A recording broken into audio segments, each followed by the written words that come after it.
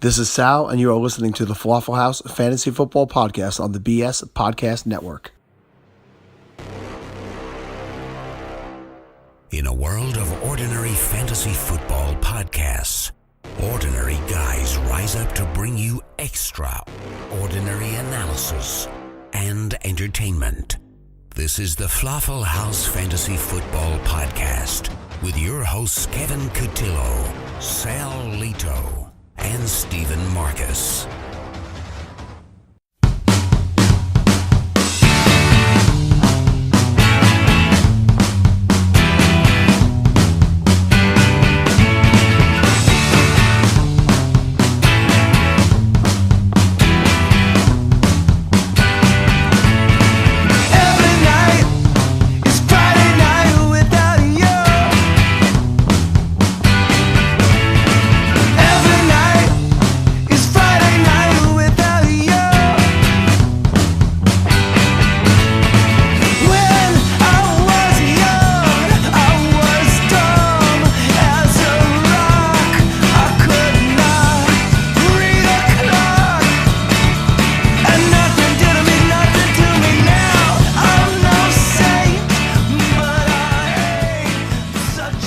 So I feel like it has been so long since I have done a FLAFFL House podcast. I've removed myself from the bathroom. It has been such an incredibly long time since I have podcasted. I feel like I've been doing nothing but moving stuff for the last week, basically.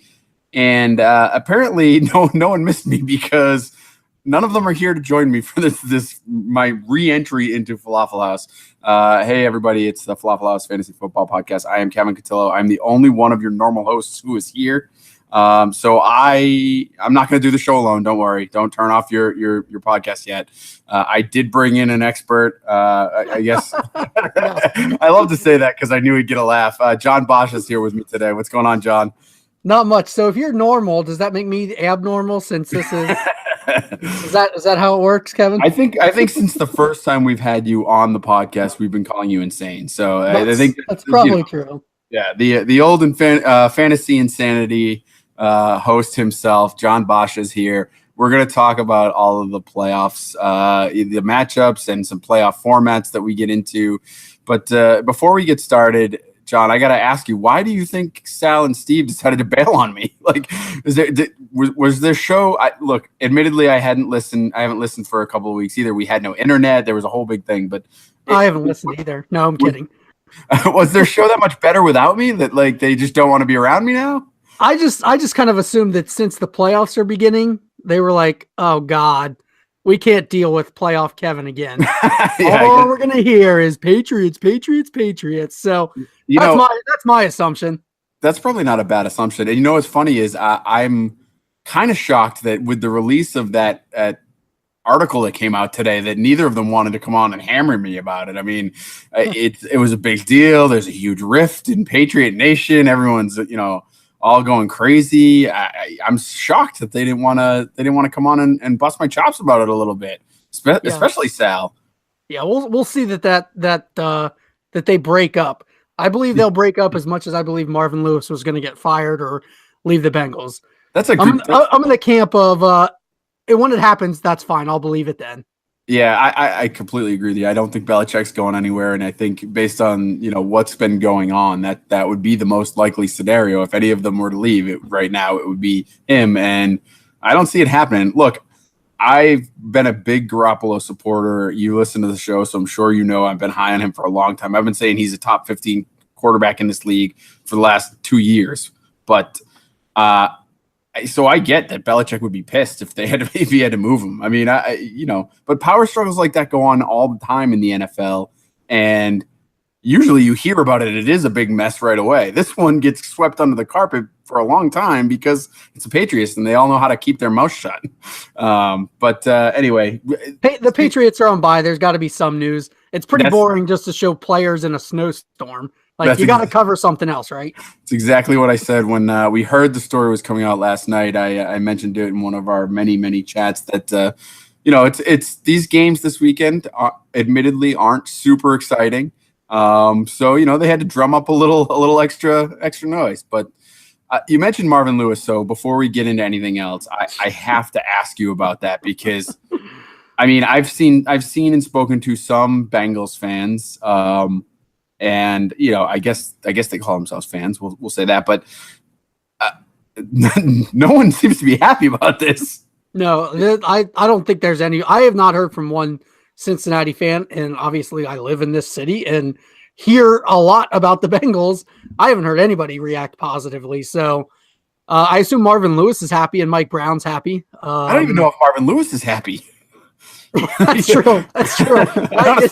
He might not be. I don't know. But he's getting paid. He's getting paid for 2 more years. I know that. So yeah, that's true. So I guess there is that. But I don't know that he doesn't seem like he was thrilled to come back. It's a disaster. I've tried to tell every Bengals fan that I know, don't go to a game, don't buy a shirt, anything that you do to put $1 more in Mike Brown's pocket at this point, you're supporting it. And I think the note that I said was enabling incompetence is even worse than the actual incompetence. So I'm done with them. Like I quit on them early this year, and I ended up having a really fun year just with fantasy football. So you're not a Bengals fan, or you? Let's backtrack. Were you at one time a Bengals fan? Oh God, yeah, I was a diehard. I would say probably 2 years ago when I started getting a little bit further into fantasy football, I was still of the mindset of I don't care if I lose every single fantasy game. If the Bengals win, I'm happy on a Sunday. But they have not shown to me that they care about their team. So I decided I'm going to root for an owner that I know cares about the teams, which is me. So there you go. Screw them. Like I've openly rooted for Steelers multiple Sundays this year. It feels really weird, but hey, when my team wins a game, now I'm really happy. And of course I was against the Bengals, and then the idiots go out and win 2 games and drop their draft pick even further. Like at a time when the season was over. Like, way to go. Good job. I reserve the right to jump back on. I have said that I will be a bandwagon fan. I am more than happy to jump back on and support them because you know what? If they show signs of caring, then so will I. That's my relationship with the Bengals now. I can't argue with that. I can't blame you for that. It's funny. My wife is from Michigan. She is supposedly a Detroit Lions fan. She'll kill me. She'll kill me if and when she ever hears supposedly. But she's one of those fans. Kind of, she pays attention to it. She'll check the scores occasionally. She checks whether or not they won.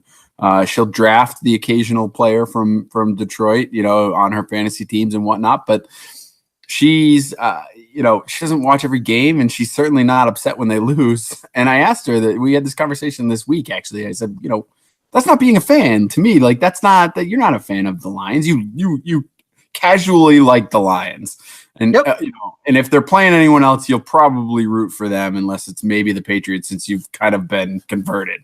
And she was like, yeah, but you don't understand what it's like to be a Lions fan. We've been beaten down so much.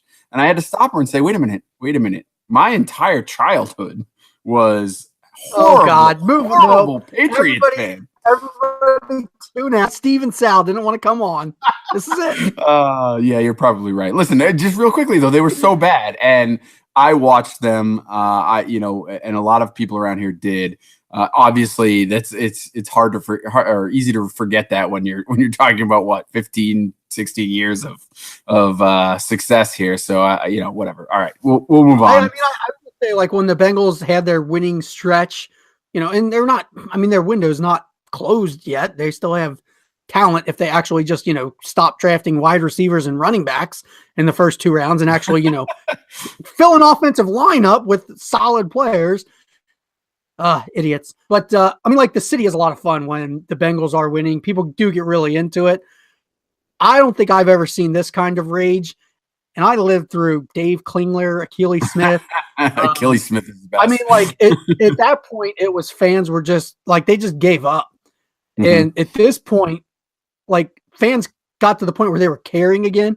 And now they seem almost enraged.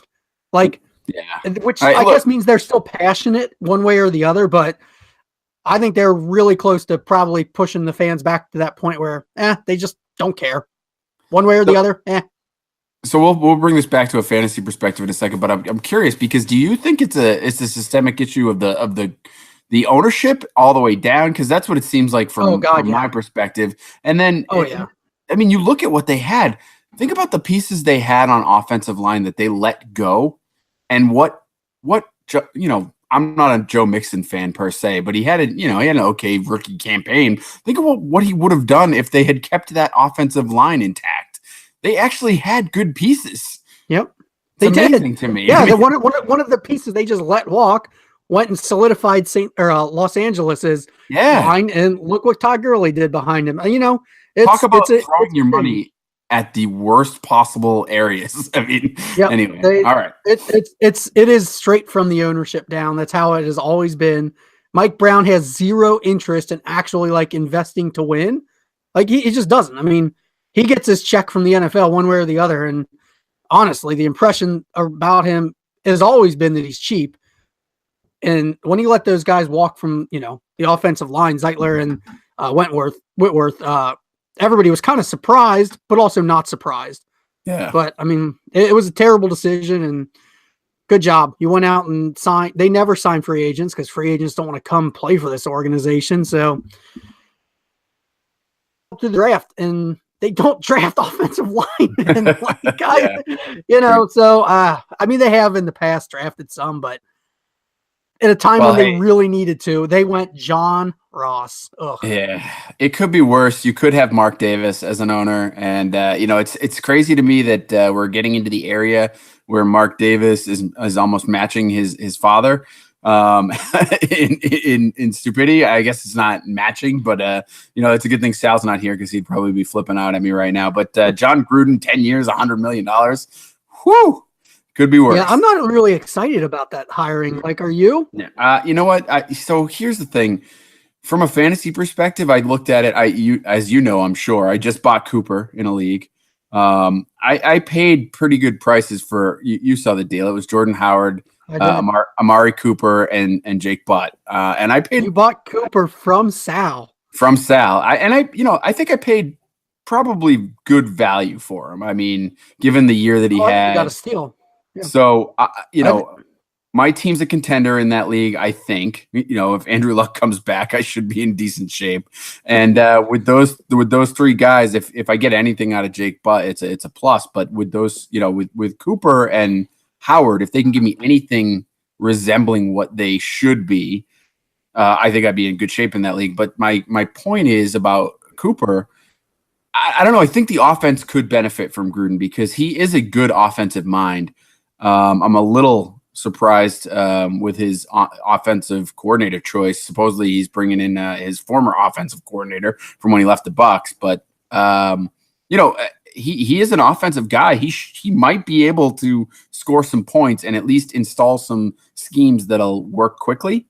But long term, no, it's a terrible hire. It's an absolutely awful hire. Yeah, there's no way he lives out that I'm sorry. He'll live it out. There's no way he plays out that or coaches out that contract, I guess is the term. But I mean, maybe he will, but I would be shocked to see him coaching the Raiders 10 years from now. And that doesn't seem like the way to go in the NFL these days, like hiring a coach that. Yeah, I mean, in the NFL, retreads are never really a good idea, especially one that's been out of the game, to your point. Yeah, I mean, when there was a little glimmer of hope that Marvin Lewis wasn't going to return, all I'm thinking is please go out and get a young offensive mind. That's what I want. They openly said Josh McDaniels wouldn't be one of our candidates, and all I'm thinking is, well, yeah, that's the same as some guy that has no shot saying the prettiest girl at the bar isn't somebody he's going after. Obviously, the Bengals would never have a shot at McDaniels, but I'm thinking go get Matt Nagy, something like that, and that would never hit you knew that was never going to happen in Cincinnati. I'm interested to see where Chicago goes. They haven't done anything yet, right? No, not that I know of. And they're kind of in the same boat with a young quarterback, young running back. I want to see who comes in there. who can go in there and be Sean McVay and take Jared Goff and Todd Gurley, and all of a sudden, boom, you've got this awesome offense. Not some old retread that coached forever ago, it's just, that's not innovation to me. So yeah, that's what I want to see in the NFL more and more. Like we said, it all boils down from ownership down. I mean, when you have bad ownership that makes that's in it for just the paycheck, as you referred to, it just doesn't work out.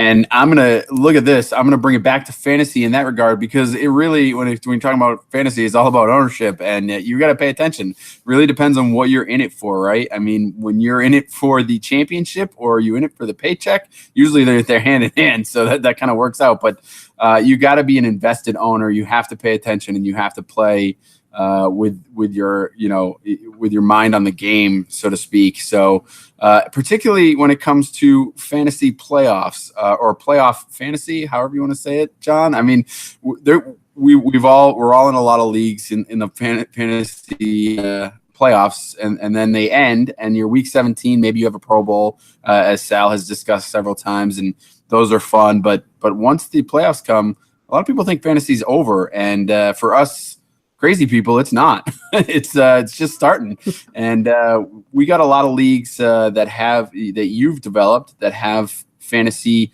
or NFL playoff fantasy implications. I thought we could start off and sort of talk about the games from this weekend by extension of these leagues that you've created. So I think I've mentioned them on this podcast several times, but there are 2 dynasty leagues that I joined this year, and I think I've told you a couple of times that I need an assistant.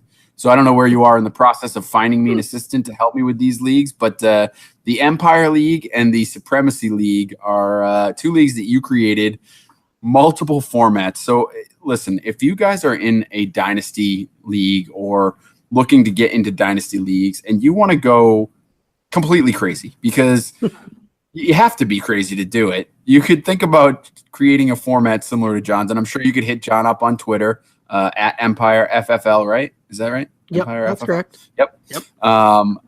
You can hit him up, and he'll explain to you exactly how to do it. It'll probably take a couple of 3-hour phone calls, but you'll get there. But so John, backtrack a little bit and tell me how you first came up, because Empire was the first one, and I think Supremacy is a sort of a tweaking to Empire. It is, yep. It's the 2.0 version. So how did you come up with a league that consists of, if I'm correct, 4 regular leagues, a DFS component, and then 3 playoff leagues? Yep. Basically because I get second place a lot, it feels like.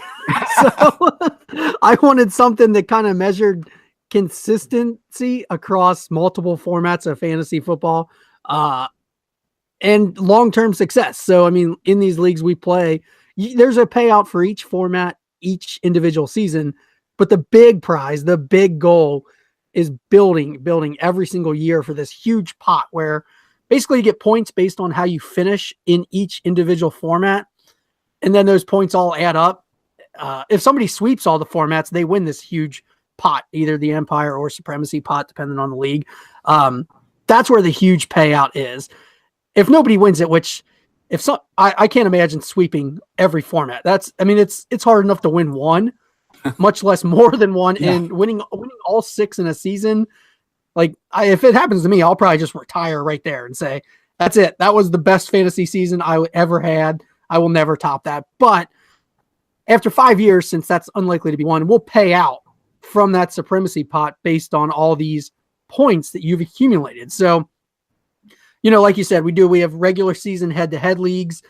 There's a best ball league, a DFS league, and then we do have playoff formats, none of which I created, by the way, or developed.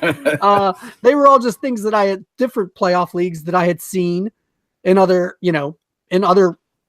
playoffs, other fantasy playoff things that I had joined, and I wanted to incorporate it all together. So we play in 3 different formats of playoff fantasy football each year. 2 of them are similar, but there's little bitty differences, and then one's very different. We can discuss the formats, I guess, but what was your thought when you saw these setups when you jumped into these leagues? So I'll tell you, when you asked me to be in Supremacy, I was still, I think at the time I was still He was lower. only in like 20 plus leagues. I was only in a few leagues at the time. We talked about it on your show, and if you never listened, go back and check out some of the old Fantasy Insanities if you can still find them. I think they're still out there, right, John? Oh yeah, I'm sure they're still out there somewhere. So yeah, go check them out because on iTunes and Stitcher. I don't think that stuff ever goes away. If you're ever interested in trying to create some interesting formats, John talks to anyone that sets up a league with an interesting format. So you'll hear from Ryan McDowell, you hear from Scott Fish, you'll hear from several others that created these leagues. You get a lot of ideas on how you can tweak your own leagues if you're in a dynasty format and you want to add some interesting nuggets to your league, interesting rules and changes. But so when you invited me to Supremacy, I think at the time I was halfway through my venture into adding as many leagues as I could possibly add in one season.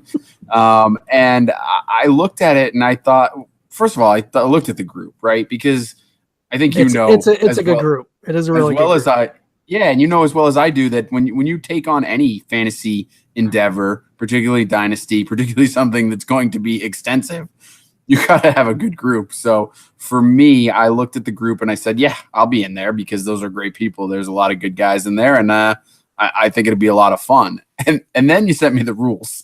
And the rules are long. It's hard to figure out. I know that there's several people in the league that had to read them over multiple times. I still don't think I know them all. Let's be honest. Most of those people have never read them once. No, that's true. That's true. I just read about them repeatedly, which is fine. I have read them, but I got to be honest. You can't even get that far with reading them because you get into it and you're like, well, wait, let me go back and look at the actual roster and league. So, they're tough. I have to check them on my own constantly. Most of my leagues, I have my rules memorized, but for those ones, I mean, if somebody asks me a question, I can usually answer it, but then I say, I might have to double check that, but I believe in solid rule writing for a league. So. You know what was more concerning to me is that we got to the end of the season and I had no idea how I did. I literally had no idea. Like I knew in the Empire League, I was bad because I inherited some tough teams and I didn't clean out the roster as well as I should have. And that I knew that one was going to be a project, but I had a free roll this year anyway. So, overall I knew I did bad there, but it's kind of fun though at the end of the season though, when you know how you're doing in each individual format. Yeah. But it's kind of fun then when all of a sudden you see these rankings come out with the compilation of all the points that you earned throughout the entire season. Like that's, to me, like I love that day. I love getting to post those rankings. It's so much fun. It's awesome. And you know what? The other thing is when you do the startup for these leagues, there's like 8 different things to start up. So like it took us all off season to get it going, which was great. Like you had a new draft every week. We were auctioning all off season. I'll miss that this year. We won't get to do that, but oh well. We're gonna do some. I mean, we'll still get to do plenty, but we won't get to do two. We'll have 2 startups that we don't do. I think we'll find ways to fill them. I'm sure. Oh yeah, we have rookie and free agent stuff. Oh yeah, we'll still be plenty busy. How many leagues are you joining this year? Joining? Well, I started the salary cap one that you of course immediately jumped into without even asking a question. I liked how in our chat you were like, hey, I'm starting a new league, and me just yep. Like don't ask anything else, just yep. So I'm joining. I'm starting that one just because I like salary cap. To me I love it. Like that's literally my favorite. It is the hardest to commish. It's kind of a pain. But I'm figuring out ways to make it easier. So as I've made it easier over the past 3 or 4 years, I kind of figured I can take on another one and it won't be unbearable. And it's a great group too. Like it's going to be a lot of fun. I don't think I'm joining any. I will probably join Pigstery. I was gonna say, look, Scott keeps teasing us with this. Scott Fish keeps teasing us with Pigs 3 comments. You will join that, obviously. That was the one I was like, seriously, Scott, come on, man. Like, I know, like, I mean, I cut 2 leagues out this year, because they weren't the most active, whatever, for whatever reason. So I wasn't planning on adding any. And then I did the salary cap run based on like one idea that got stuck in my head that I was talking over with Travis. And then I was like, you know what? I'm just going to start a league around this one little single idea, and we ended up doing it. And it snowballed, and it was, it's going to be fun. One thing that we do in that I've started to do in all of my leagues now is incorporate like a little playoff challenge.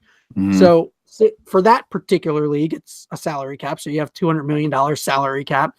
We are all going to compete in a little playoff challenge to win $1 million extra in salary cap. So no buy-in, not, the prize is really negligible, but it's fun because it's going to give the group something to talk about a little bit. We haven't even done the startup, obviously, in that league, but it'll give us a little bit to chat about as we're kind of forming the league. And I've tried to start instituting that in a lot of my leagues, a little playoff challenge that shouldn't take any time, but then people end up spending way too much time thinking about their roster and who to submit and everything. But for just not even like a real financial prize, but in our bankroll ones, you get an extra 5 bankroll bucks. It's, nothing special. It's just a little tiny prize, but it's something that I think keeps the league a little bit more active. People are still going to be watching football, gives them something to root about, gives them something to talk to each other about in the league chat. So that's one way I've really started using playoff fantasy football. Yeah, and that's a great point. And for those of our listeners, because we have a lot of redraft listeners, obviously, and I'll tell you, you can do it in redraft too. Maybe you do a playoff league to incorporate into the draft order for the next year, or that would be perfect. Yeah, maybe you do something where it impacts your keepers in some way, shape, or form, or you lose it. You can. If you do a penalty for a keeper, where it's a round earlier, maybe you don't get that round if you win or something like that. I don't know. You can incorporate it in many different ways, or you could just throw an extra $5 down and keep the season going for the way to do it.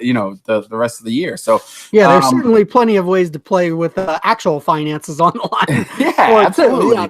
Definitely not discouraging that. Nobody's worried about throwing a few shekels down on some football. That's for sure. So, all right. So let's talk about the formats a little bit, and we don't have to get into it too much. But basically, when you set up a playoff format, what you want to do is incorporate a way. So there's a couple ways to do it. You can either do we've seen it in multiple ways, but you can either do where you pick different players for each round, essentially. So each weekend you're drafting a new lineup. You can do it where you can only use a player once. Some leagues will do it where you only use a player twice. Some leagues will do it where you pick one player from each playoff team as it goes through, and that's it. As John calls it in his leagues, the set it and forget it leagues, where you literally draft a lineup and you have that lineup throughout the rest of the format. I think Sal and Steve did a good job talking about Scott Fish's playoff league and pumping that up, and that's kind of his leagues, I think, are more towards the set it and forget it. Although I think you can only use a player once, right? Scott's are the contest format. So on MFL, they call it contest format if it's where you can settle new lineup each and every week, and you can only use a player like once. That's that's like contest is kind of how I've started to term that, because that's how MFL terms it. So it's just easier to use that lingo. That's how Scott's is. It's great. And I mean, obviously his is raising a ton for charity. Yeah. That's a little bit more, to me, it's a little bit more in depth, because then you have to remember to go and set your lineup every single week. They're fun. Obviously I'm in Scott's and I have multiple that are like that. The set it and forget it are the ones that I like to use as just a little addition to a league. Yep. Because they're so easy. I mean, the way my set it and forget it is set up is there are 12 roster spots. There are 8 players in a lineup, essentially. Well, there's 12. I'm sorry. Let me start that over. There are 12 players in the lineup. Now, you start everybody. So the first week you're going to have 4 players starting on bye, but so is everybody else because you're limited to taking 1 player from each NFL playoff team. You have to. So you have to take a Buffalo Bill. Sorry about your luck. You have to play a Bill. No Charles Clay. Yep. Just take Charles Clay and forget it. Yep. Unless there's defenses. If there's defenses, I think the defense might be the way to go and hope that Bortles throws a pick 6 or something like that. So, I mean, to me, that's a really easy and fun way. People go in there, you set your lineup once, and once it's done for the entire playoff series. The points add up the entire playoffs. And in the Super Bowl, everybody has a player on each team then to root for. So, like, you're probably mathematically eliminated at some point, but you always have something to kind of root for if you have no other interest in the Super Bowl. When the Patriots do lose and Kevin doesn't get a root for the Patriots, you know what? He's going to have whoever the AFC representative is on this playoff team that he can pull for and dry his tears with. So why I know you're lying, John? Because you can't even tell me who it's going to be that beats them. You can't even pick the team. You can't even. You just say whoever it is that beats them. You can't pick a team because there's no one as good. Well, obviously, I picked Brady off of the Patriots because my leagues favor quarterbacks, and I want the Super Bowl quarterback. So, I will save him in all of the playoff challenges. I will use him in the set it and forget it as my Patriot because I want Tom Brady in the big game. I did. You know what? I did that last year, right? In a lot of these set it and forget it, I went with the quarterbacks that I thought were going to be, because obviously it's a super flex league, so you're playing 2 quarterbacks. And I went with the 2 quarterbacks that I thought were going to be in the Super Bowl because those are obviously they play the most games. They got at least 3 matchups, if not 4, right? So, but the problem is, I don't know, it didn't work out well for me. So this year, I and I'm probably screwing myself, right? Maybe I'm overthinking it, but I went with quarterbacks that I thought would go at least to the AFC and NFC championships, and that would play at least, guaranteed 3 games that I think they're going to, get there. And, players that if I think they're going to the Super Bowl, that'll still be productive. Like, I think I picked Gronk from the Patriots because the guy's going to be productive no matter what. Even if Brady struggles, Gronk usually still has good games, and Brady has struggled throughout the year a little bit. So I think we can all agree on that. As much as I hate to say it, he's certainly not 6-0 like Garoppolo.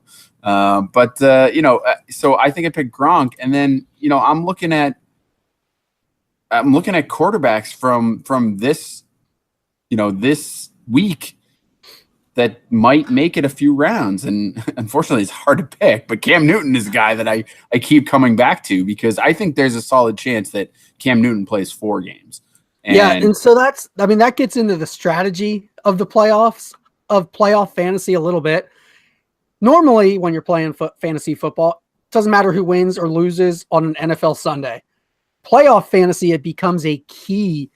The first thing you always have to do is basically fill out your playoff bracket. Which teams do you think are going to get there? Because you want those players that are going to play 3 or 4 games. So you said Cam Newton. Mm-hmm. See, I look at that matchup, and now we're going to discuss that matchup a little bit. Panthers Saints. I look at it and say, I think the Saints have a chance to win 4 games, to play 4, not win, to play 4 games. They absolutely do. No question about it. I think it's them or the Panthers, quite frankly. I think they're the most likely representatives. Only because I can't buy into Case Keenum, but they get to play at home. Like they're probably like I haven't looked at the odds, but I'm guessing the Vikings are the favorite to get to the Super Bowl from the NFC. But to me, it feels like the Saints and Panthers, whoever wins that game is right there with them and is highly likely to play 3 games, which is the maximum that the Vikings can play. So that's the first thing I do when I set up a playoff challenge is try and figure out how many games each player is going to play. So that's good for the set it and forget it because then you maximize those at the right positions. Like you said, you went quarterback last year trying to get 3 games out of it. Whereas like in the contest leagues, it almost behooves you to get a player that loses. You want to have the best player on a team that loses, right? Yep. So like when you're looking at the Bills Jags game, which is just going to be ugly.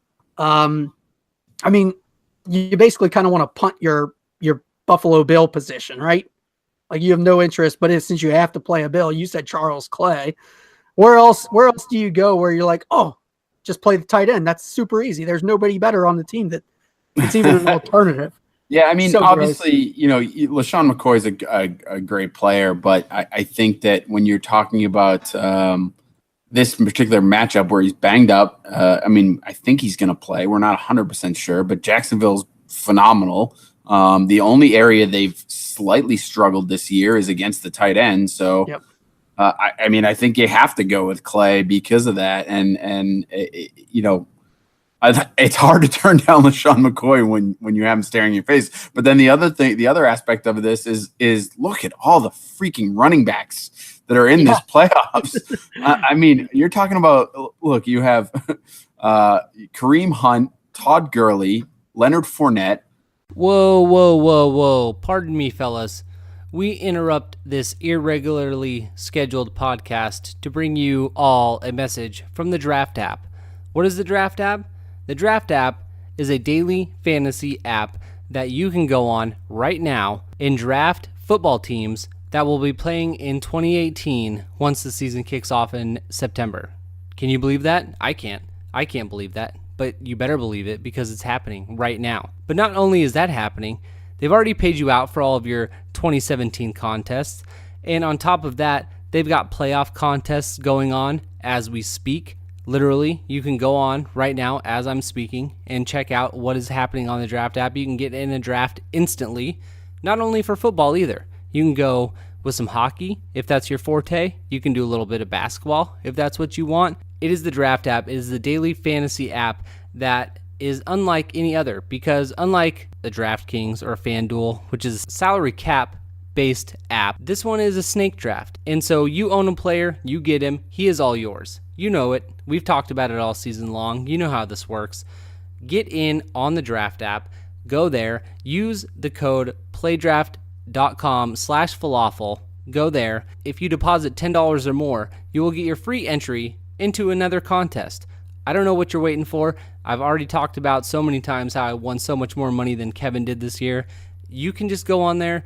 You can draft a team. You're going to win because you're smart. You listen to this podcast. It's what you do. So go ahead, do it. Like I said, playdraft.com/falafel. Deposit $10 or more, and you are going to earn your entry into a free contest. Do it now. All right, back to Kevin and John. Mark Ingram and Alvin Kamara. You have Jonathan Stewart, who I guess, he's been serviceable this year, not great, but obviously you have Tiny Dancer, as we call him, on this podcast on the same team. LaShawn McCoy, Devonta Freeman, Tevin Coleman, and even the broken down DeMarco Murray and his counterpart Derrick Henry, who needs to just get the ball. This is an amazing group of running backs in these playoffs this year. So I think that's why McCoy's on the outs. Oh, for sure. I think looking across the line from him in that same game, I think Leonard Fournette might be the play for the Jaguars. Agreed. He's going to get so much work. He's so consistent, and I got to believe the Jags are going to win that game, which I think then they face the Steelers, right? Like that's their next matchup. Yeah, should be. So, if you start looking ahead, you're looking at two games where he should get pretty solid production. I think there's an outside chance that the Jags could beat the Steelers.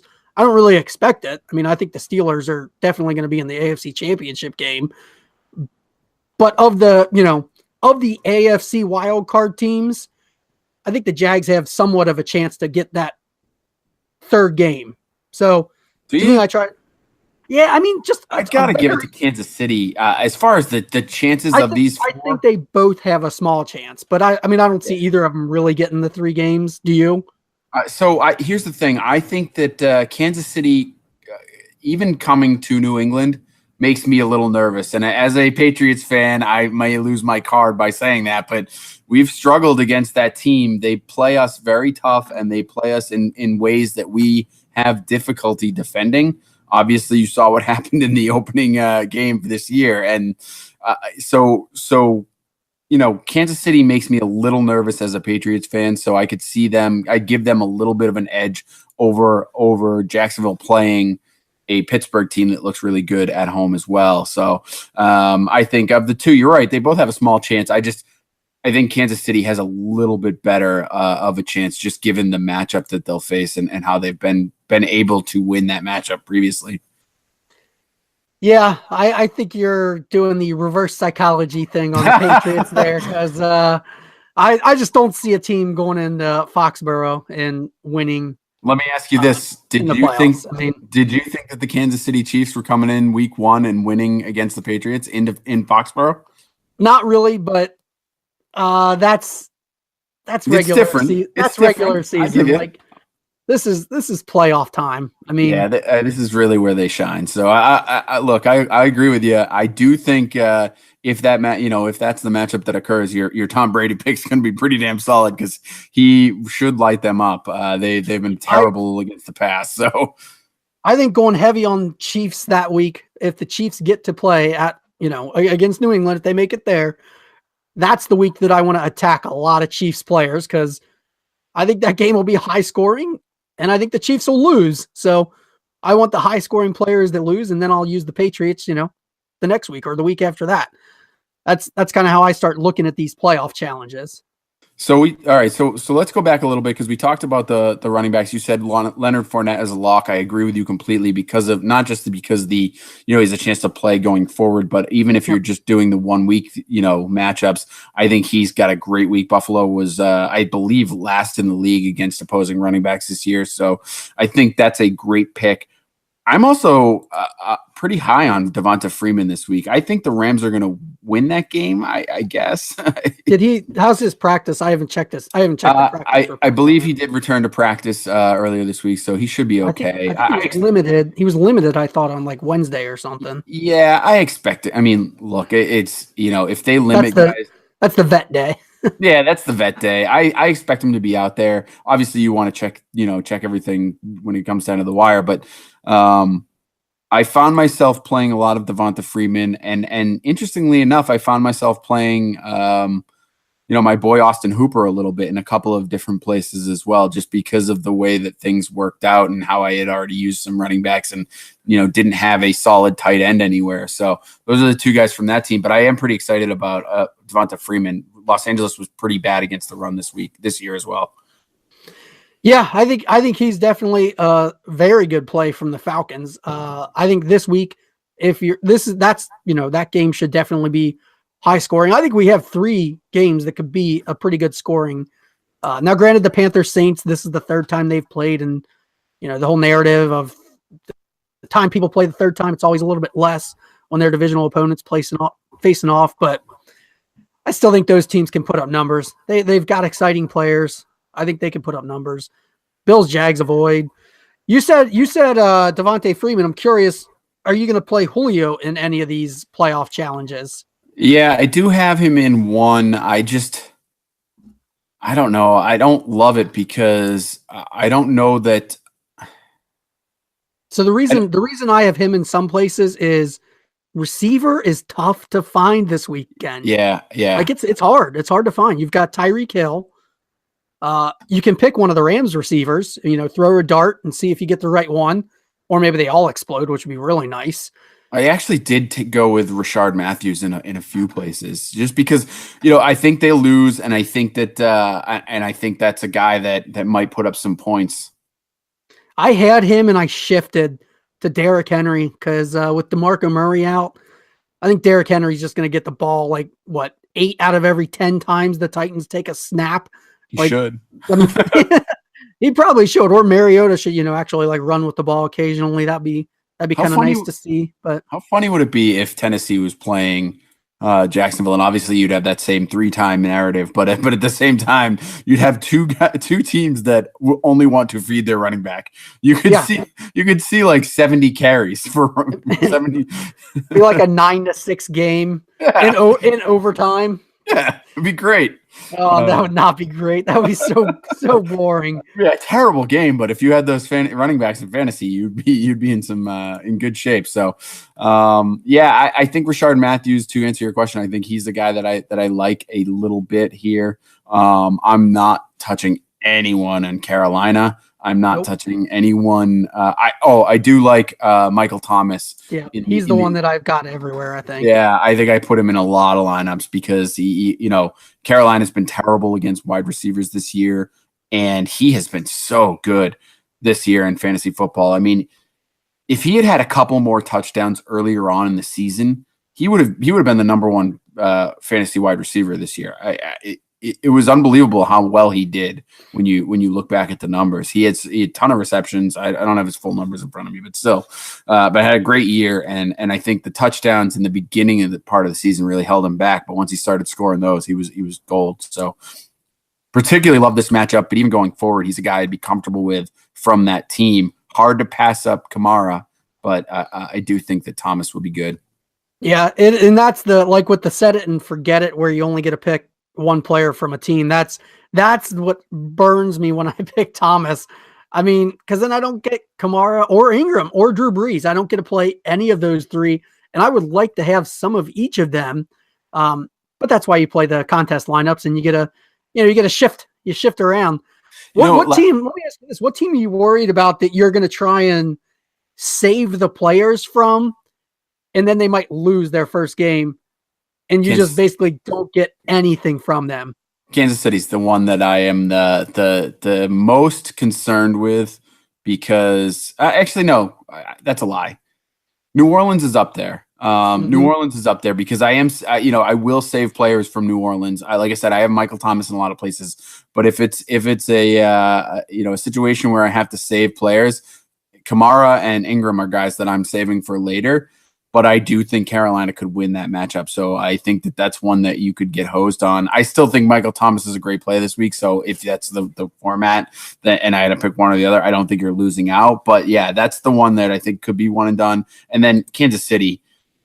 Look, Tennessee has played terribly over the last month, I think, personally. I don't like the way they played. And, but maybe if Murray is out and that actually does help them signal one carrier and they can actually run with it. But, I don't know that they have the defense to keep up with the Kansas City offense. So, it would be tough if you left a guy like Kareem Hunt for another round or even Tyreek Hill, who this should be a decent matchup for, and then just didn't get to play him, or Travis Kelce. Yeah, those are three players that I would want to use, and I don't know if I'm using him this week necessarily. So yeah, so I'm in the same boat there. Whichever way I go with the Panthers and Saints, like whichever team loses, I'm gonna lose out on players. Like I'm not gonna have Christian McCaffrey, or I'm not gonna have Kamara.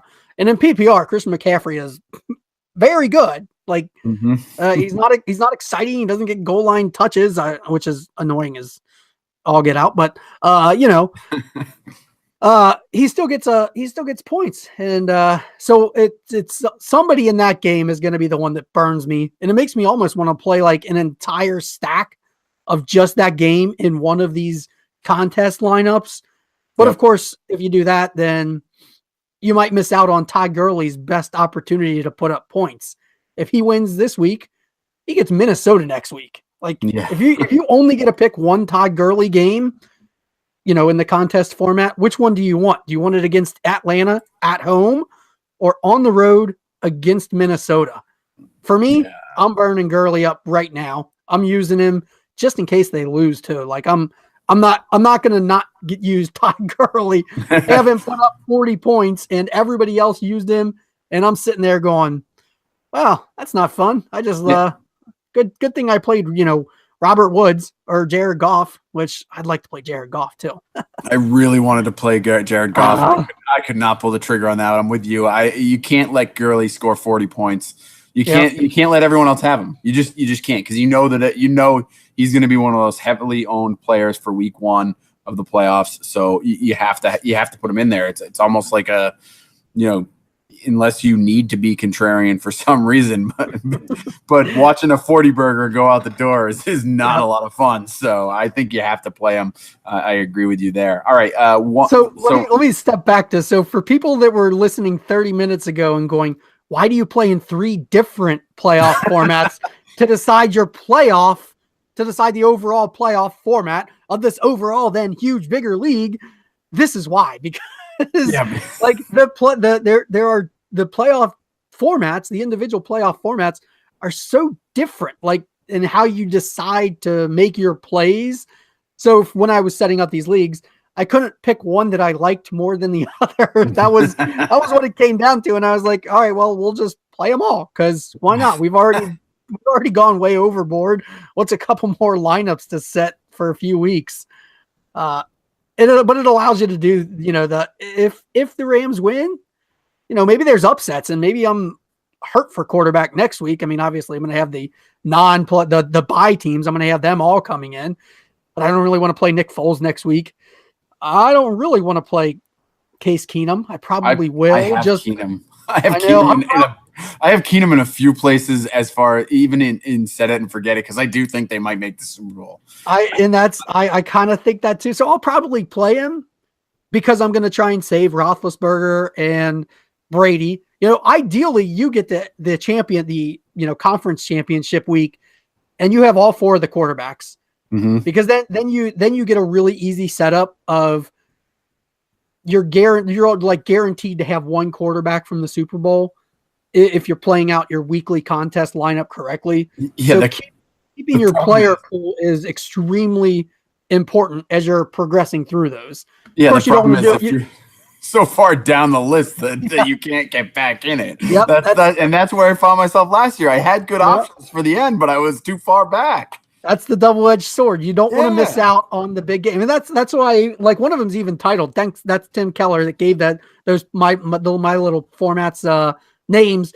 And one of them even says, like, save it for the big game or something like that. Like, because that's the goal of that, is you have to hit on the big game for the guy. You do want to save them. You want to save them to have those options, but not at the cost of losing, like you said, a 40-point game. I mean, that's just... Who else do you think could have the potential of a 40-point game looking at this weekend's matchups other than Gurley? I think everybody believes he has a possibility for a 40-point game. Yeah, he's a 40-point game every week, pretty much every week at this point. The way he played this year, I think next week at the Vikings. Yeah, I don't know. I mean, with Gurley, I wouldn't put it past him. I mean, I'm not banking on it for sure, but I'm certainly not putting it past him. The guy's a stud. I think for me, it's Fournette this week. I think he's the other guy that really has the opportunity to go all out in this week. And I know he's been banged up this year, but I expect them to really, really give him a lot of run. I can see him getting 25 to 30 carries easy against a defense that really, really struggles. When they traded, who was it, Marcel Darius earlier? Was it Darius they traded? Yeah, that's who they traded. So when they traded him earlier this year, ever since then, they just went downhill with stopping the run, and they finished last in the league in that category. So I think Fournette's the clear play for me. I mean, the sad part about it is there's really no fantasy analysis there, because who else were you going to play on Jacksonville? I mean, maybe Marquise Lee, who's had a pretty decent season, although he's been kind of banged up. And, a lot of people were on the D.D. Westbrook bandwagon, and then he burnt them with zero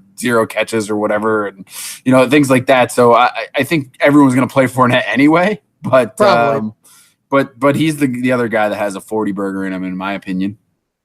So in some of our leagues, we get tight end premium. So and in a lot of these setups, you have to play like two tight ends. Like that's almost forced into some of these to make tight ends important. Where are you going at that? Because obviously I'm locking in Kelsey this week. Like he's locked in I think every single one of my formats. Yeah. Even set it and forget it. Like I'm going Kelsey to get this week plus anything else. Well, you could turn down Hunt. You turn down Hunt I get it, Kelsey. I get it. I turned down Hunt because there's so many other options at running back. Yeah, I think I might have switched it up and gone Clay on a couple of them so that I could use Tyreek Hill. But I'll use Hunt in the contest formats. I won't use Hunt in the set it and forget it just because of the amazing other options there are at running back, which is that could literally kill me, because he's capable. Obviously, we all know he's capable of 40 points a week too. And if I don't get that and somebody else does, that's going to burn me big time. Yeah, I agree with you. I mean, Kelsey's hard to pass up too because the tight end is usually so thin. Although in this particular, playoffs, as I mentioned, I like Charles Clay. I like Austin Hooper. Hard to pass up the Julio and Devonta Freeman, but Hooper's a guy that I think can score because Los Angeles was pretty bad against tight ends this year. And Delaney Walker is another guy that against Kansas City could have a pretty solid day. They won't throw much, in my opinion, but they may have to at the end of the game. And, Rashard Matthews and Delaney Walker are really the only options that have been somewhat usable this year. So those are the guys. They'll still run the ball. Probably. They'll still just turn the ball and turn around and run. Tennessee has little creativity. Yeah. So they'll just continue to. So let me ask you this. How do you, when you get one of these and, you do your playoff bracket, do you then work backwards from the Super Bowl to now, thinking of players that you want to save? Or do you look at each week and say, I want to get this guy because this is the matchup for him? What's your process in going through this? So last year, we've overthought this way too much already. Oh, there's no question about it. But this is we'll talk about our strategies and how we build our lineups and things like that, and then that'll be a good way to wrap it up and get out of here. So I'll tell you, last year I did exactly that. Right, I built my bracket. I went from Super Bowl back, and I built my team for set it and forget it. I also identified all of the good matchups and sort of then pinpointed who I wanted to play in each game and built the lineup for each week for the other formats. So I did all that work last year and I did okay, but I was certainly not at the top of the charts in any of the formats. I don't think I won any of them. So this year, as a matter of necessity, because I had no internet for a week because of this whole moving process, I didn't have a whole lot of time to do a lot. And when I did have time, I was exhausted. So I got to be honest with you, this year, I just said, forget it. I'm just going to wing it. Like, I'm going to look at the matchups for this week, kind of think of, off the top of my head, who I think is going to win and who's going to go where, and then sort of build it that way. And so I really just based my knowledge off what I knew from the season. I did check out, fftoday.com has great stats for, you can look up, obviously, points against everything. Yeah, all of that stuff. So that's a great site to check out. And I go there and just kind of, I guess I wing it. I guess this is what my strategy this year. It can't be any worse than last year where I finished middle of the pack. So I'll either be last or first. So, and I'm fine with that. What about you? I do the same thing. I fill out the bracket. And then I work backwards from the Super Bowl. So it depends on which format it is. If it's set it and forget it, the first thing I do when I do the bracket is I count up how many games each team's going to play. And then, the teams that are going to play the higher number of games, in my opinion, that's where I try and attack the higher scoring positions and get the elite players from those games. Tom Brady's going to get 3 games. I either want him or I want Gronk from the Patriots. They're the consistent ones. I'm not taking a running back who might be awesome in 2 games and have a 0 in another. I'm not going Brandon Cooks in somebody that's going to play 3 games. If it's a team that's only going to play 1 game, I might go for a boom or bust player. I don't know that we really have a great example of a boom or bust player from Tyreek Hill. Yeah, maybe. but I don't think they're going to play just 1 game. That's what I'm saying. Like, if it's a team that's only going to play 1 game, I don't think we have a boom or bust. I guess Derrick Henry could he could. I mean, he could have a couple of 50-yard runs, something like that. And that would be, a guy that I'm okay playing off the Titans because I don't really expect to get much else from the Titans. The Jags, the Fournette, that's easy, obviously. If they didn't have him as such a free square is what they call it in DFS all the time. If they didn't have him, I would target a guy that might get a 0, might get a high number. So yeah, Rashard Matthews is a guy, like I said, I played him a lot. He's kind of a boomer bust. You could see him doing nothing, but I think that he'll be targeted. So yeah, so that's, I as for the contest leagues, I definitely try to think which game is going to be a high scoring game and when do I want to use the player. So like I have it mapped out.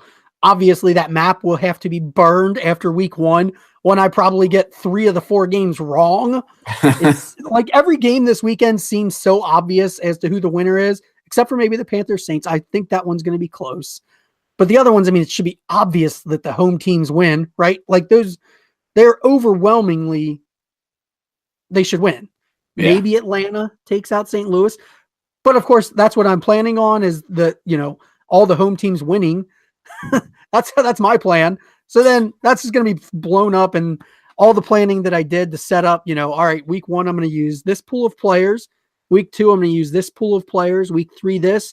And then by the time the Super Bowl comes around, I'm still going to have all my Patriots players to plug in, and I can go full Patriots onslaught in the Super Bowl. And when Tom Brady has 3 touchdown passes, and one's to Brandon Cooks, 2 are to Gronk, and Deion Lewis runs in for 1 too. Like, I'm getting every single one of those touchdowns, and I'm going to walk away with this playoff championship, right?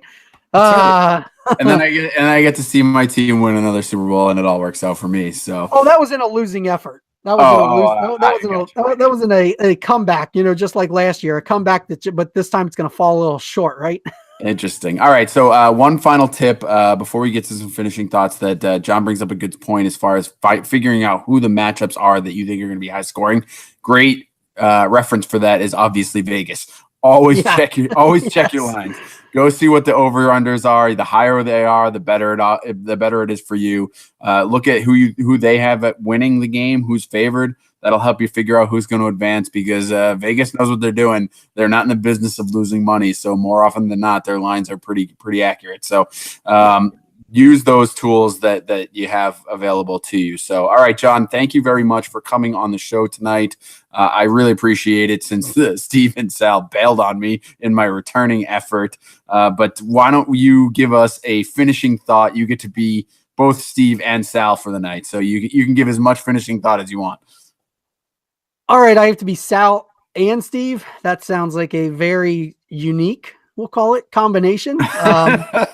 No, I think I'll just try and avoid that altogether, and I'll just be me. No, if this is going to be out, hopefully in time where you can still go sign up for Scott's Playoff League, maybe. I don't know. Is it? It'll be out probably by the end of the night tonight. Steve's pretty quick. Perfect. So if you're listening to this on Saturday morning, go ahead and sign up. Go to Fantasy Care, sign up for it. If you're doing it Saturday, I would say probably go ahead and message Scott so that he can get you in there quickly. Make sure it's. I don't know what his cutoff is. We probably should have looked at that. That's all right. But if you haven't done one of these, go to what is it? Is it NFL.com? Yeah, NFL.com. Like they have a playoff challenge too. We didn't even talk about that format where they have multipliers. Like if you use the same player all the way through, they multiply their points every time they get played for a second or third week, something like that. So that's an interesting one too.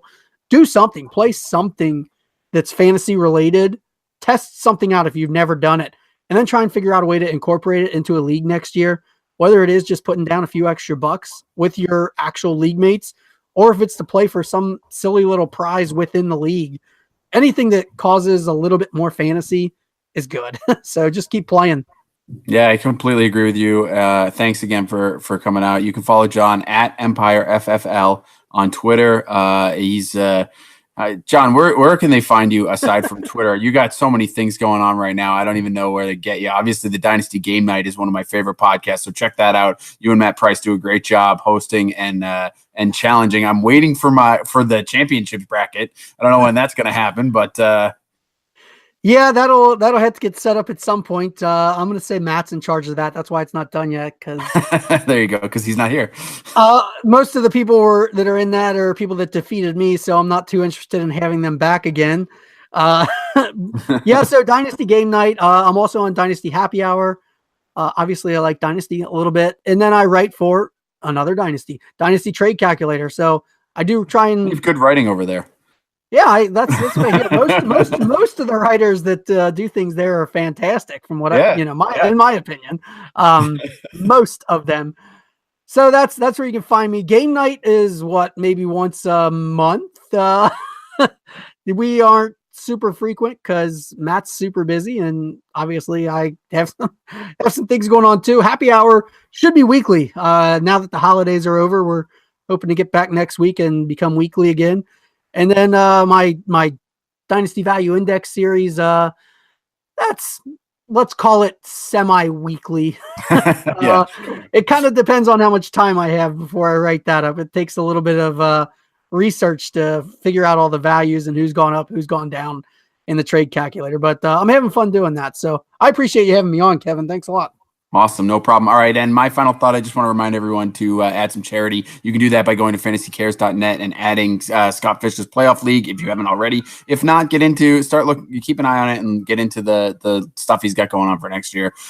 He did some great things for Toys for Tots this year and just only looking to increase that next year. So do that.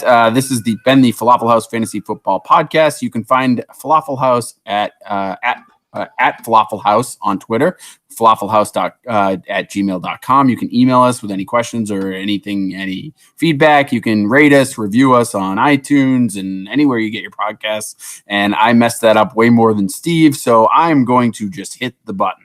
I was going to even say, Steve, hit the button. Encore, encore, encore.